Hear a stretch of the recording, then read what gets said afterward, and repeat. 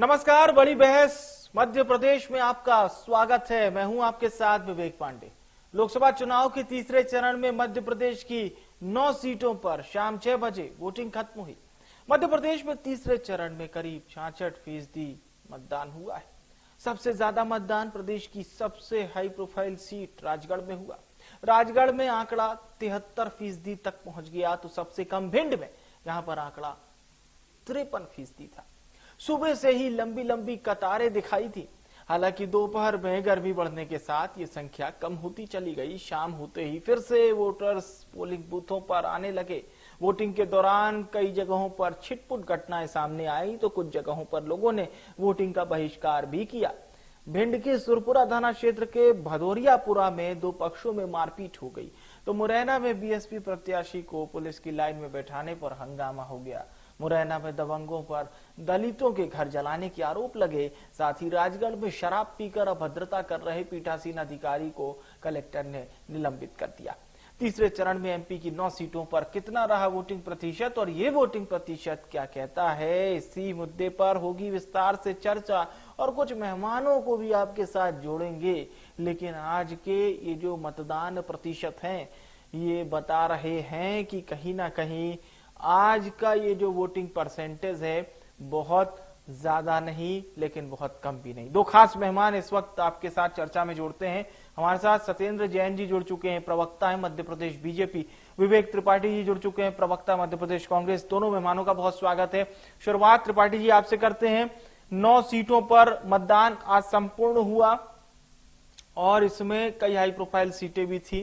राजगढ़ जिस पर सबकी नजरें टिकी हुई है, वहां सबसे ज्यादा मतदान हुआ। किस और इशारा करता है? कांग्रेस क्या मान के चल रही है? जी देखिए, परिवर्तन की लहर है। सिर्फ प्रदेश नहीं, पूरे देश भर में परिवर्तन की लहर है। जिस तरीके से भाजपा निरंतर दो बार चुनाव में जो जनता से वादे किए, मोदी जी की जो गारंटी थी, विपक्ष में रहते हुए मोदी जी ने देश के नागरिकों को गारंटी दी थी कि 2 करोड़ रोजगार प्रतिवर्ष में युवाओं को उपलब्ध कराऊंगा, भ्रष्टाचार को खत्म कर दूंगा, महंगाई पर अंकुश लगाऊंगा और मुझे चुन के भेजिए। नापाक पड़ोसियों की हिम्मत तक नहीं होगी कि हमारे देश पे आंखें उठा के देखे। आज जब मतदान था, उससे एक दिन पूर्व हमारे छिंदवाड़ा के जवान, मध्य प्रदेश के बेटे की सेना में जो सैनिक थे, उनकी जब पार्थिव शरीर प्रदेश आता है तो निश्चित ही मध्य प्रदेश की हर एक मां की आंखों में आंसू आ जाते हैं। आज जब नरेंद्र मोदी जी मध्य प्रदेश पधारते हैं, 2 सभाएं लेते हैं, परंतु अपने उपलब्धियों का रिपोर्ट कार्ड पेश करने में कहीं ना कहीं विफल साबित होते हैं। आज जो 9 सीटें हैं, उसमें सांसदों के पास बताने के लिए कोई अपनी उपलब्धि नहीं है कि उन्होंने अपने कार्यकाल में क्या क्षेत्र के विकास के लिए कार्य किया है, कितनी बार क्षेत्र की समस्याओं को देश की संसद में उठाया है। निश्चित ही जब आपके पास उपलब्धियां नहीं होती है, तो जनता के बीच में आप अपनी विश्वसनीयता खोते नजर आते हैं। तो आज राजगढ़ में भी यही जो वोटिंग प्रतिशत बढ़ा है, निश्चित ही मैं इस तरफ इशारा करता है। जनता ने अपना जनादेश दे दिया है और 4 तारीख को जब परिणाम आएगा, तो मैं समझता हूँ भाजपा के पैरों तले जमीन खसक चुकी होगी और निश्चित ही जो अभिमान है भाजपा का, ये तोड़ने का कार्य देश की जनता कर रही है। क्योंकि निश्चित ही हर एक वर्ग आज परेशान है। हर एक वर्ग को ठगने का काम भाजपा ने किया है। चाहे हम बात करें युवाओं की, चाहे हम बात करें किसानों की, चाहे हम बात करें महिलाओं की, व्यापारियों की। निश्चित ही आज हर एक वर्ग भाजपा से पीड़ित है, परेशान है और शोषित है। कहीं ना कहीं प्रचंड बहुमत से चुनी हुई भाजपा सरकार ने देश की जनता के साथ में तो छलावा किया। आप ये मानते हैं कि ये जो बढ़ा हुआ मतदान प्रतिशत है, ये कांग्रेस की वापसी कराता है? देखिए, वोटिंग परसेंटेज 2019 के मुकाबले तो अभी भी कम है, परंतु जो 2 चरणों में मतदान हुए थे मध्य प्रदेश में, उनसे कुछ बड़ा हुआ है, उनसे बड़ा है। पूरी उम्मीद है और निश्चित ठीक जी। है। सत्येंद्र जी क्या कहेंगे आज के मतदान प्रतिशत को लेकर? पहली चर्चा इसी बात पर। देखिए विवेक जी, मैं तो पहले से ही कह रहा हूं और इस बार भी जो मतदान है या जो मतदाताओं में जो रुझान है या जो मतदाताओं में जो नैराश्य का भाव भी पहले रहा, तो कांग्रेस समर्थित मतदाता हैं। क्योंकि जिस प्रकार से कांग्रेस की नीतियां रही वो सब जनता ने देखी हैं, प्रत्यक्षम किम प्रमाणम, और उनको जनता ने स्वयं अनुभव किया है।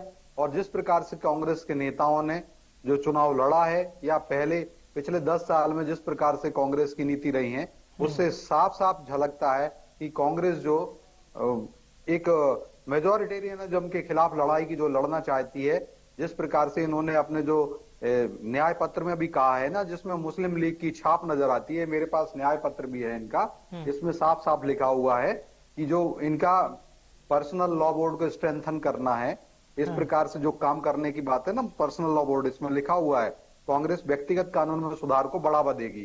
तो व्यक्तिगत कानून के सुधार वही पर्सनल लॉ बोर्ड होते हैं। और उसमें जिस प्रकार से मुस्लिम लीग भी कहती थी कि नौकरियां देने की बात है मुसलमानों को, या नौकरियां देने का, मुस्लिम लीग का भी घोषणा पत्र है 1929 और 1936 का, इसमें लिखा है लोक निर्माण के अनुबंध भी देगी।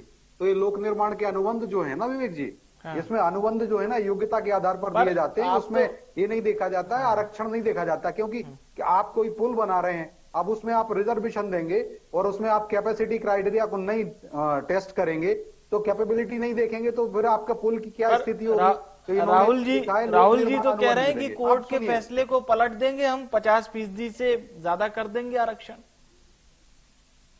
देखिए, राहुल जी को तो सबसे पहले क्षमा याचना करना चाहिए। आज पहली बार कि धर्म के नाम पर जो आरक्षण राहुल जी की सरकारों ने दिया है, चाहे वो कर्नाटक में दिया हो या आंध्र प्रदेश में दिया हो, ये पूरी तरीके से एक्सपोज हो गए। और जितने कहते हैं ना, जिसकी जितनी भागीदारी उसकी उतनी हिस्सेदारी, तो ये सबसे पहले तो क्षमा याचना करनी चाहिए। क्योंकि जो आरक्षण दिया गया मुसलमानों को यहाँ पर, वो ओबीसी के, SC ST के वर्ग के अधिकारों पर, उनके आरक्षण पर डाका डाल के दिया गया। और हमने संविधान की पूजा की है, संविधान को नमन करते प्रधानमंत्री मोदी जी। और धारा 370 हटने से एक तो पूरे देश में एक देश एक विधान एक निशान हुआ। बाबा साहब अम्बेडकर का जो संविधान है वो पूरे देश में एक जैसा लागू हुआ, पहली बार ऐसा हुआ। साथ ही साथ जो कश्मीर के, जम्मू कश्मीर में जो रहने वाली जनता है, उसमें गुर्जर बकरवाल हैं, SC ST हैं, उनको रिजर्वेशन नहीं मिलता था, वह रिजर्वेशन भी मिलने लगा। और मत देने का अधिकार भी वहां पे, जो अब लोकल असेंबली इलेक्शंस होंगे उसमें वोटिंग राइट्स भी उनको मिलेंगे। ऐसे बहुत सारे अधिकार जो एक नागरिक के हैं भारतीय दूसरे राज्यों के, वो जम्मू कश्मीर में पहली बार मिलने वाले हैं, गुर्जर बकरवाल। तो यह तो काम हमने किया। कांग्रेस को तो क्षमा याचना करनी चाहिए। और आज कांग्रेस घोषणा करे या तो फिर कि धर्म के आधार पर रिजर्वेशन देगी, लेकिन या फिर तो वही संविधान का अपमान होगा। क्योंकि मूलभूत संविधान का प्रियम्बल है, उसमें कोई ये नहीं लिखा गया धर्म के आधार पर नहीं रहेगा। तो ये कांग्रेस ने महापाप किया। और जिस प्रकार से कांग्रेस सनातन द्रोही जैसे DMK है, अब वो कहता है कि DMK का मूल उद्देश्य है कि सनातन से उन्मूलन करना। वो वर्कशॉप सेमिनार होते हैं और उनके के पॉनमुडी हैं, वो कहते हैं सनातन पोटेशियम साइनाइड से ज्यादा जहरीला है, उसको खत्म करना है। और जो इंडिया अलायंस है उसका मूल उद्देश्य ये जो गठन हुआ है इनके अलायंस का, कि सनातन को खत्म करने का, ये कांग्रेस के सहयोगी दलों की है। और वही बात आप देखिए उत्तर भारत में, बिहार में ले लीजिए या उत्तर प्रदेश में ले लीजिए, तो रामायण को जलाया जाता है। इनके समाजवादी पार्टी के नेतागण, RJD। तो ये जनता, और राहुल गांधी का बयान, विवेक जी 10 सेकंड में समाप्त हो जाए, कंक्लूड हो रहा है। तो जो राहुल गांधी जी का बयान भी है ना, वो कहते हैं उनकी लड़ाई हिंदू धर्म की शक्ति से, तो माताएं बहनों की शक्ति। आप देखिए जीतू पटवारी जी उसी राहुल गांधी जी के बात को आगे बढ़ा रहे हैं। हम तो माता बहन में सब लक्ष्मी और सरस्वती और माँ दुर्गा देखते हैं और कन्या पूजन करते हैं। दिग्विजय सिंह जी तो कन्या पूजन को ढकोसला बताते हैं, पाखंड बताते हैं, नाटक बताते हैं। आपने भी ये सब रिकॉर्ड में है। और जिस प्रकार से वो भी टंचमाल कहते हैं, तो राहुल गांधी जी के एजेंडे को ही आगे बढ़ाते हैं। जीतू पटवारी जी को अपने माताओं बहनों में, वो उम्र में की जो महिलाएं हैं उनमें किस प्रकार से चाशनी और रस ढूंढते हैं, ये सब देखा है। तो ये बहुत निंदनीय है, जिसके कारण से निर्मला सप्रे जी विधायक भी, देखिए हमारे 163 विधायक है, हमें जरूरत नहीं है। अब कांग्रेस पता नहीं कैसे आरोप लगाएगी। चलिए मैं जवाब लेता हूँ इनके विवेक जी से। राधिका खेड़ा जी देखिए उनका चीरहरण कर रहे थे लोग। मतलब इसका मतलब कांग्रेस के अंदर भी दुशासन और दुर्योधन है आज भी।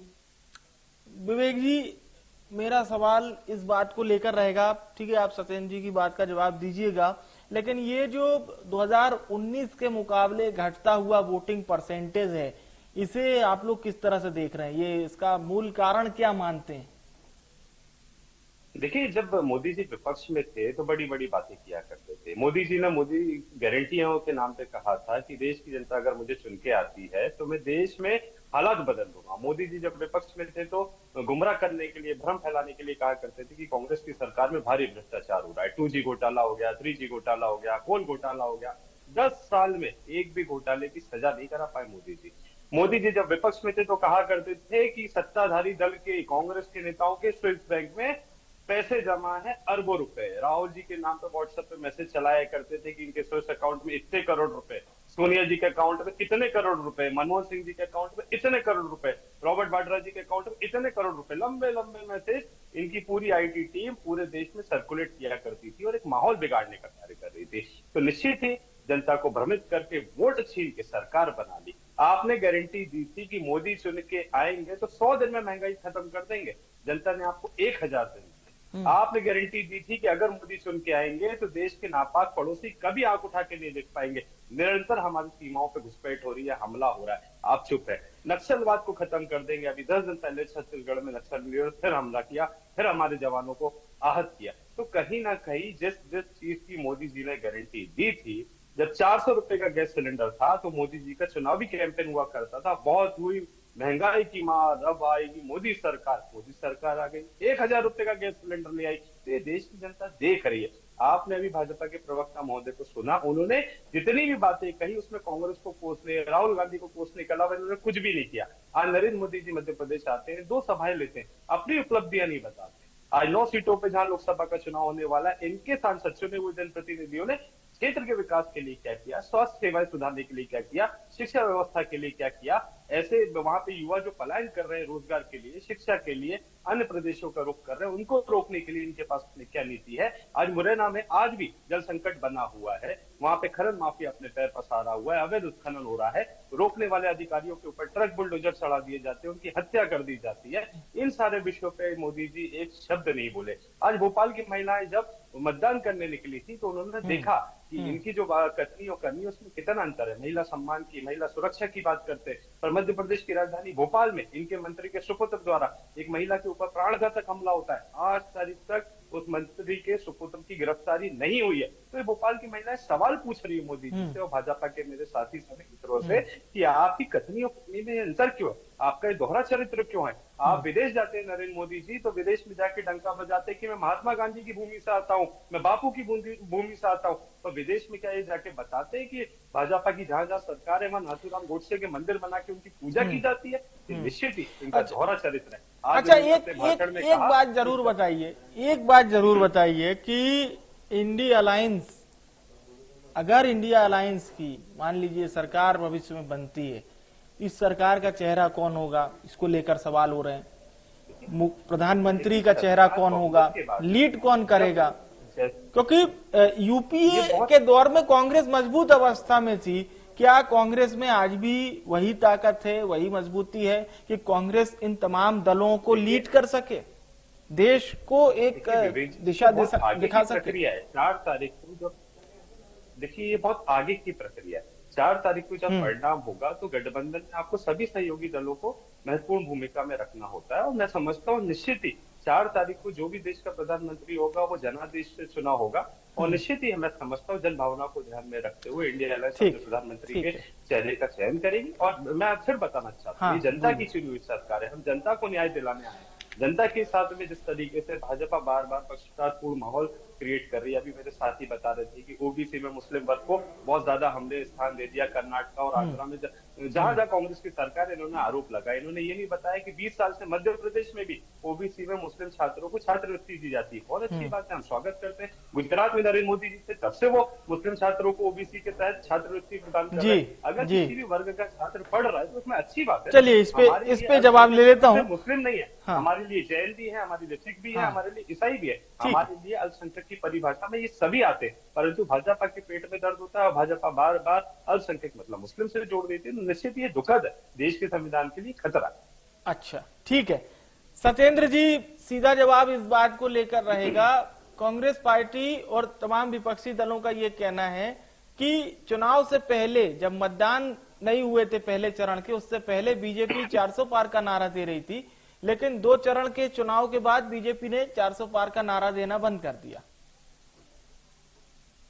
नहीं, ऐसा नहीं है। वो जो है खुद मल्लिकार्जुन खड़गे जी कहते रहे अब की बार 400 पार, तो हमारा तो नारा है ही और विपक्ष भी मान रहा है। पहले भी हमने जब 2014 का चुनाव हुआ था, इसीलिए तुम कहते हैं हर गारंटी की गारंटी मोदी है, कोई ये प्रोवन है, इसलिए आपको बता दें 2014 में कहा स्पष्ट बहुमत की सरकार, तो देखिए स्पष्ट बहुमत 272 में आता है, उससे ज्यादा हमारे 285 विधायक थे, वो सांसद थे।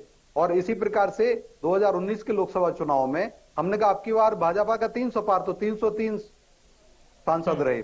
और एनडीए जो हमारा रहा उसके 355 से 357 के लग सांसद रहे हैं पूरा एनडीए का। तो और उसमें तो इस बार 400 पार का हमने लक्ष्य रखा है। और बीजेपी का धारा 370 अब जो हमने हटाई है उसके कारण 370 से ही भगवान रूपी जनता तिलक कर रही है हर जगह पर। और आप देखिएगा जब 4 जून को गिनती होगी, हमने वही लक्ष्य रखा था जो आज जो हर जगह से वोटिंग हो रही है। कांग्रेस तो कई सारी जगह घुटने टेक दिए हैं। अब देखिए पुरी में कांग्रेस का प्रत्याशी ने घुटने टेक दिए, और ऐसे ही खजुराहो में घुटने टेक दिए, और सूरत में तो निर्विरोध निर्वाचन हो गया भाजपा प्रत्याशी पहली बार। अब कांग्रेस की आंखों में और इन सबको आंख में किरकिरी हो रही है, क्योंकि इनके पहले कई बार इनके निर्विरोध सांसद चुने गए, पहली बार भाजपा का चुना गया तो इन सबको दर्द होने लगा।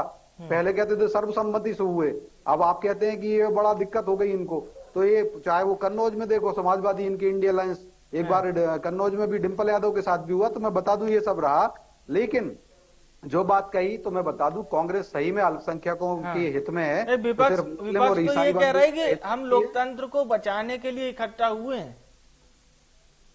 देखिए लोकतंत्र को ये सिर्फ ये है कि अपने भ्रष्टाचार जो है ना 20 लाख करोड़ से ज्यादा है उस पे जो चल रहा है। अब नए कानून आ गए हैं भारत के ना, जो सीआरपीसी पूरा बदल गया है, इसके कारण से अब किसी भी बड़े प्रकरण में अब ये भूल जाएं 3 साल में ही सुप्रीम कोर्ट तक में सजा हो जाएगी। 3 साल से ज्यादा नहीं समय लगेगा। पहले के कानून जो थे उसमें लिंगारोहन होते थे, 3.5 करोड़ से ज्यादा के मुकदमे पेंडिंग भी हैं। तो मैं उसमें नहीं जा रहा हूं, लेकिन कांग्रेस ने जो तो संविधान को तोड़ा तो इन्होंने था 1975 में आपातकाल लगा करके, और संसद में 5 साल के लिए चुने जाते हैं, उस समय 5 साल का कार्यकाल भी सांसदों का बढ़ा दिया गया था।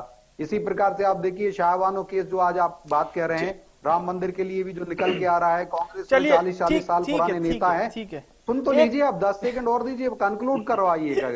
मैं सुनिए तो आज एक सवाल जैन साहब ये रहेगा, जैन साहब घटता हुआ प्रतिशत इसे बीजेपी किस तरह से देख रही है, यही सवाल मैंने विवेक जी से भी पूछा था जी। हाँ मैं बता देता हूँ, घटता हुआ प्रतिशत जो है वो कांग्रेस के अब ऐसे लोग हैं वो इसी इससे भी जुड़ जाता है। अब कांग्रेस के बड़े नेता रहे राजीव गांधी जी के साथ से, उन्होंने कांग्रेस को साथ दिया, उन्होंने कहा था कभी कांग्रेस मत छोड़ना प्रमोद कृष्णन जी। अब वो स्वयं उद्घाटित कर रहे हैं कि राहुल गांधी जी का मन था कि जिस प्रकार से शाहबानो प्रकरण में सुप्रीम कोर्ट के निर्णय को बदला गया, इसी प्रकार से वो ऐसा कुछ करना चाह रहे थे कि राम मंदिर का जो सुप्रीम कोर्ट का निर्णय आया है उसको बदलें, ये बात कही गई है ना। तो इस प्रकार से तो सनातन द्रोही तो कांग्रेस हो गई। और कांग्रेस ने देखो अल्पसंख्यकों में सिखों को भी गलों में टायर डाल करके जलाया गया, तो जब बड़ा पेड़ गिरता है ना तो धरती हिलती है। कांग्रेस के प्रधानमंत्री जी थे राजीव गांधी जी, उन्होंने कहा था। और इस प्रकार से आप देखिए सिर्फ कांग्रेस ने मुस्लिमों का डेवलपमेंट किया है, पर ईसाइयों का, तो ईसाइयों के लिए जाते हैं वहां रोम प्यारा लगता है। मैं ये बात कह रहा हूं, हमको सब लोग प्यारे लगते हैं, कांग्रेस को रोम प्यारा लगता है, राम प्यारे नहीं लगते। रोम में जो है सोनिया गांधी जी पत्र भेजती, 2 प्रतिनिधि भेजती हैं, लुइजिन फेलेरियो। तो ये भारत की जनता में निराशा है कि आप राम मंदिर पे निमंत्रण अस्वीकार करते हो, राम को आपने माना नहीं, आप सनातन से आप लड़ते हो, आप शक्ति से लड़ते हो। तो देखिए इनकी ये स्थिति हो रही, तो इसी कारण से वो जनता नहीं गई है, इन्हीं के सपोर्टर्स नहीं गए कि जाके क्या करेंगे। और इस बार आपकी बार 400 पार होगा ही होगा। आप देखिएगा 4 जून आने दीजिए, धैर्य रखिए, ये सारी चीजें जो है ये सब खुल जाएगा, पर्दाफाश होगा, और जो सत्य की विजय होगी। और यदा यदा हि धर्मस्य ग्लानिर्भवति भारत अभ्युत्थानम् अधर्मस्य तदात्मानं सृजाम्यहम् परित्राणाय साधूनां विनाशाय च दुष्कृताम् धर्म संस्थापनार्थाय संभवामि योगी होगी। तो जो यदि पाप जो बिना नेगेटिव शक्तियां हैं उनका हनन हो रहा है, सुदर्शन चक्र चल रहा है, नारायणी माता नारायणी पूरी महिला शक्ति ने चलिए बटन दबाया है। मैं विवेक जी से एक जवाब ले लेता हूँ। भगवान बन के सनातन द्रोहियों के खिलाफ में उनकी विचारधारा का शमन करने के लिए ईवीएम में बटन दबा दिया है, आगे भी दबाते रहेंगे। आप देखिएगा 4 जून को निसंदेह एबीसी जो भारतीय सांस्कृतिक अभ्युदय की बात है उसका फिर अपना अभ्युदय होगा। जी जी जी विवेक जी, सीधा सवाल इस बात को लेकर रहेगा, बीजेपी इस बात को कह रही है 400 पार का नारा, कांग्रेस पार्टी कोई फिगर मान के चल रही है कि हाँ देश भर से अकेले कांग्रेस पार्टी को इतनी सीटें तो मिल जाएंगी।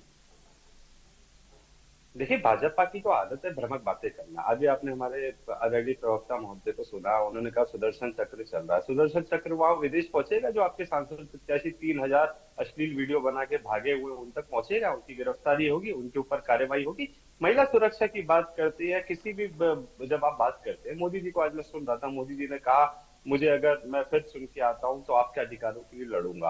और जब चुन के आ जाते हैं तो आप ही से लड़ना शुरू कर देते हैं, चाहे वो देश के किसान हो, चाहे वो देश के ट्रांसपोर्टर हो। इनकी कथनी और करनी में बहुत अंतर है। आपने इस पूरी डिबेट में एक भी बार इनके मुंह से ये नहीं सुना होगा कि ये हमारी उपलब्धियां रही है। आज जब बैतूल हरदा सीट पे चुनाव हो रहा था तो वहां के लोगों ने पूछा प्रत्याशी से भाजपा के कि भैया आपकी नाक के नीचे, शासन प्रशासन की नाक के नीचे किसके संरक्षण में इतनी बड़ी अवैध पटाखा फैक्ट्री चल रही थी जिसमें सैकड़ों लोगों की जान चली गई, हजारों लोग घायल हो गए। इस तरीके के कृत्य पूरे मध्य प्रदेश में होते रहे। आप किसान कर्मठ अवार्ड मध्य प्रदेश के लिए बार बार हम जीत के आते, गौरव का विषय है। उसके लिए जो परिश्रम करता है मध्य प्रदेश का किसान, आपको अवार्ड लेते हुए आपके हाथ क्यों नहीं कांपते? क्योंकि आपकी सरकार में तो किसानों के ऊपर गोलियां चलाई जाती है, किसानों के ऊपर 28% जीएसटी लगा दिया जाता है ताकि वो कृषि यंत्रों पर 28% जीएसटी होता है। आपको खाद यूरिया उपलब्ध नहीं होता, उपलब्ध होता है तो नकली होता है, नकली होता है तो महंगा होता है। तो निश्चित ही इस तरीके से हर वर्ग को, आज चाहे वो किसान हो, चाहे वो जवान हो, चाहे वो पहलवान हो,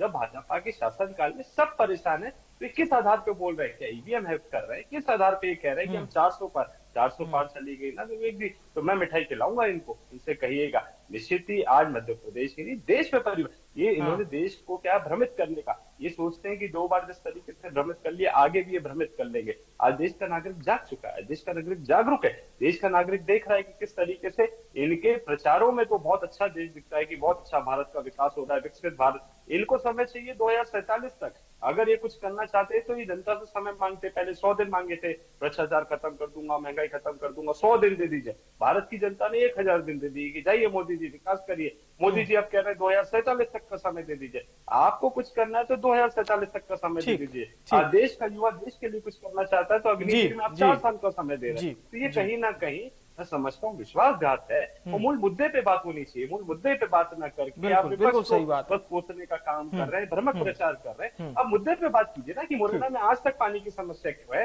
अवैध उत्खनन पे आप काबू क्यों नहीं कर पा रहे हैं? जो कर्मचारी जिनकी हत्या कर देते हैं माफिया, उनके लेके आपका क्या विचार है? तो फटाखा फैक्ट्री में जितने सारे लोग मर गए उसके खिलाफ में आपने क्या किया? मध्य प्रदेश के मंत्री के बेटे ने महिला के ऊपर प्राणघातक हमला किया, उसकी गिरफ्तारी कब होगी? मूल मुद्दे पे बात नहीं करना है, मूल मुद्दे से एक अंतिम जी सर समय खत्म हो रहा है। अंतिम प्रतिक्रिया सत्येंद्र जी, समय कम है। देखिए मैं बता दूं आपको, हमने हर जगह महिला अपराध के ऊपर हम ही मृत्युदंड का कानून बनाते हैं। हमारी सरकार ने कांग्रेस मंत्री का ठीक है त्रिपाठी साहब प्लीज अंतिम सवाल। ऐसे डिबेट नहीं होती, थोड़ा बोलिए। मैंने बड़ा धैर्य से सुना विवेक जी, मैं बता रहा हूं। देखिए कांग्रेस तो 55 साल तक सोती रही, 55-56 साल इनकी सरकार रही है। बना देते मृत्युदंड का कानून, नहीं बना पाए। हमारे मध्य प्रदेश ने बनाया, यहां पर भी लगभग 45 साल इनकी सरकार रही, ये सोते रहे, नहीं बना पाए। अब बात विकास की कहें, उपलब्धि की, देखिए इन्होंने 10 साल में यूपीए की सरकार में 25 लाख मकान इंदिरा कुटीर बनाई। हो किस प्रकार की इंदिरा कुटीर बनाई, गुणवत्ता देखिए, सुन लीजिए। अब आप सुनते लीजिए विवेक जी, अब आप सुन लीजिए विवेक जी, अब आपकी विवेक धैर्य से सुना था यही वाला। अरे जल्दी बोलिए सर, समय भी कर दिया तो हम कुछ नहीं कर सकते। विवेक जी आप जनता ने इनको निकम्मा किया है 10 साल से केंद्र लोकसभा में। चलिए राहुल गांधी का स्टार्टअप फेल हो रहा है, फिर स्टार्टअप 21 बार हुआ, हमने 1.25 लाख स्टार्टअप कर दिए, 100 स्टार्टअप नहीं थे, शर्म आनी चाहिए। हम राहुल गांधी निकम्मे हैं तो निकम्मे कर दिया जनता ने। चलिए ठीक है सर। अब साल से विधानसभा की समय की भी एक सीमा होती है। मैं शुक्रिया करूंगा सत्येंद्र जी, विवेक जी, आप दोनों मेहमानों का बहुत बहुत धन्यवाद हमारे साथ बड़ी बहस का हिस्सा बनने के लिए। समय अब चर्चा का समाप्त हुआ। बड़ी बहस में आज चर्चा हो रही थी मध्य प्रदेश के 9 लोकसभा क्षेत्रों पर हुए मतदान की, जिसका प्रतिशत 2019 के मुकाबले कम आया है। हमारा सवाल था कि ये किस ओर इशारा करता है? क्या ये सत्तारूढ़ दल को वापस से फिर से सत्ता में बिठाने की तैयारी है या फिर विपक्षी पार्टी की सीट बढ़ाने की तैयारी है? किस ओर इशारा करता है? आप भी कहेंगे नतीजे 4 जून को ही मिलेंगे, तब सब पता चल जाएगा। लेकिन इसी तरह से कयास चलते रहते हैं। फिलहाल के लिए बड़ी बहस में इतना ही।